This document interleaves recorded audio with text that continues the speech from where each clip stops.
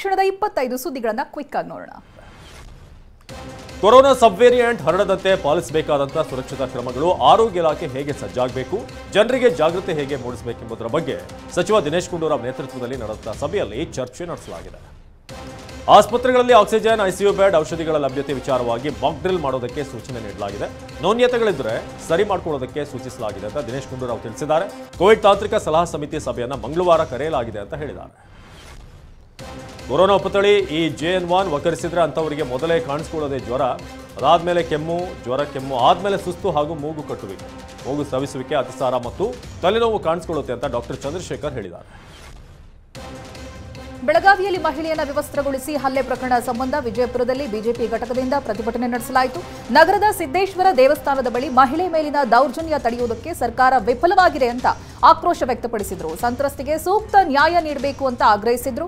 ಪ್ರತಿಭಟನೆಯಲ್ಲಿ ಜಿಲ್ಲಾ ಬಿಜೆಪಿ ಘಟಕದ ಪದಾಧಿಕಾರಿಗಳು, ಕಾರ್ಯಕರ್ತರು ಭಾಗಿಯಾದರು.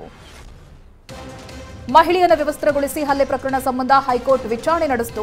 ವೈದ್ಯಕೀಯ ಅಧಿಕಾರಿ ಲಿಖಿತ ಅನುಮತಿ ಇಲ್ಲದೆ ಯಾವುದೇ ವ್ಯಕ್ತಿ, ಸಂಘಟನೆ, ರಾಜಕೀಯ ಪಕ್ಷ ಸಂತ್ರಸ್ತೆಯನ್ನ ಭೇಟಿ ಮಾಡುವಂತಿಲ್ಲ ಅಂತ ಹೈಕೋರ್ಟ್ ಷರತ್ತುಬದ್ಧ ನಿರ್ಬಂಧ ವಿಧಿಸಿದೆ.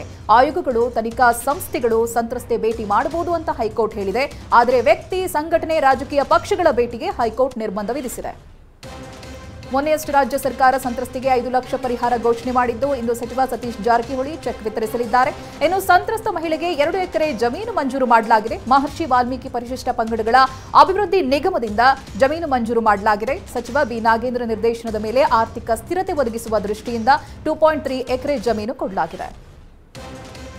ಬೆಳಗಾವಿಯಲ್ಲಿ ಮಹಿಳೆಯನ್ನು ವಿವಸ್ತ್ರಗೊಳಿಸಿ ಹಲ್ಲೆ ಪ್ರಕರಣ ಸಂಬಂಧ ಮತ್ತೆ 3 ಆರೋಪಿಗಳನ್ನು ಅರೆಸ್ಟ್ ಮಾಡಲಾಗಿದೆ ಅಂತ ಬೆಳಗಾವಿ ನಗರ ಪೊಲೀಸ್ ಆಯುಕ್ತ ಸಿದ್ದರಾಮಪ್ಪ ಹೇಳಿದ್ದಾರೆ.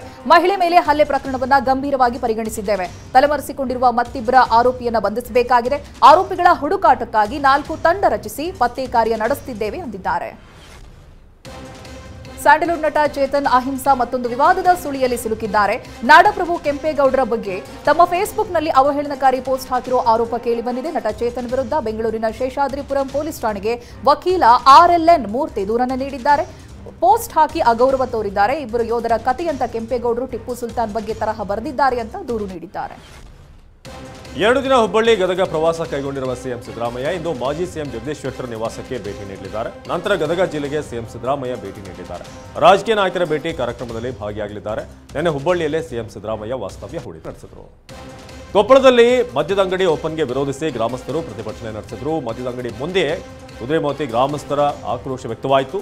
ಮದ್ಯದ ಅಂಗಡಿ ಓಪನ್ಗೆ ವಿರೋಧಿಸಿ ಅಂಗಡಿಗೆ ಕಲ್ಲು ತೂರಾಟ ನಡೆಸಿದರು. ಬಳಿಕ ಪೊಲೀಸ್ ಭದ್ರತೆಯೊಂದಿಗೆ ವೈನ್ ಶಾಪ್ ಓಪನ್ ಮಾಡಲಾಯಿತು. ಜನರ ಪ್ರಾಣ ಉಳಿಸುವ, ಆರೋಗ್ಯ ಕಾಪಾಡುವ ವೈದ್ಯರುಗಳಿಗೆ ಮೊದಲಿಗೆ ತಮ್ಮ ಆರೋಗ್ಯ ಉತ್ತಮವಾಗಿ ಇಟ್ಕೊಳ್ಬೇಕು. ಅದರಲ್ಲಿ ಇತರರಿಗೆ ಮಾದರಿಯಾಗಬೇಕಾದ ವೈದ್ಯರೇ ಎಣ್ಣೆ ಪಾರ್ಟಿ ಮಾಡಿ ತೇಲಾಡ್ತಿದ್ದಾರೆ. ಬಿಹಾರದ ದರ್ಬಾಂಗ್ ಮೆಡಿಕಲ್ ಕಾಲೇಜು ಮತ್ತು ಆಸ್ಪತ್ರೆಯಲ್ಲಿ ಘಟನೆ ನಡೆದಿದೆ.